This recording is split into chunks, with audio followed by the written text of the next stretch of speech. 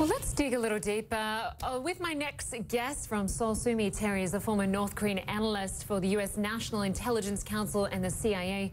She now works for the Bauer Group Asia as its managing director for Korea. Always great to have you on the program. U.S. President Trump says... Thanks for having me on. U.S. President Trump says strategic patience with North Korea is over and now is the time for determined response. What do you think North Korea would make of those words? Well, they are obviously not going to be happy, but I think what Mr. Trump is basically saying is just more pressure, which means really sanctions, because there's no other real pressure points than sanctions. So he's going to pursue sanctions now that his strategic patience with China is also over, it appears to be, that he's going to pursue secondary sanctions against Chinese banks and entities that do illicit business with North Korea. I think that's what he's hinting at, and North Koreans are obviously not going to be happy about what they're hearing. South Korea says what's needed is dialogue. You've spoken with North Korean representatives quite recently. Do they want dialogue? They said absolutely dialogue is off the table if we are talking about denuclearization. Denuclearization is off the table. They're not giving up their nuclear weapons.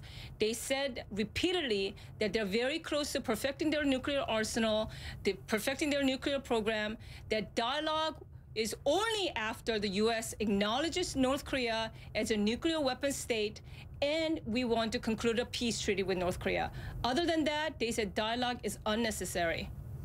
You mentioned the sanctions that the U.S. administration has placed on China, on a company and 2 individuals.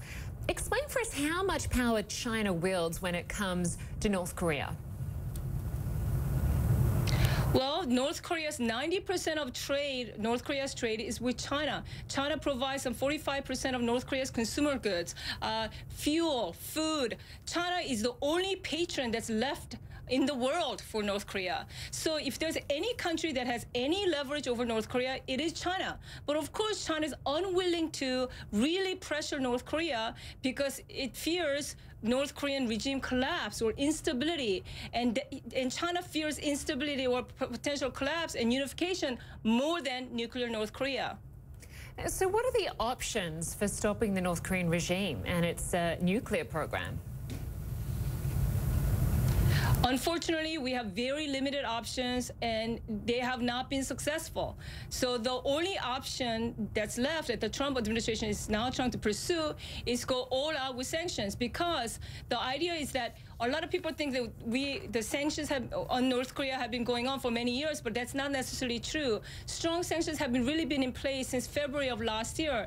And if you look at the Iran case, strong sanctions, including secondary sanctions, have been in place about 3 years before Iran decided to come back to the negotiating table. So that's the idea behind it. We're not sure if it's going to necessarily work, but that's what they're trying to do. Sumi Terry, always great to have your analysis on this. Thank you so much for joining us. Thank you for having me on.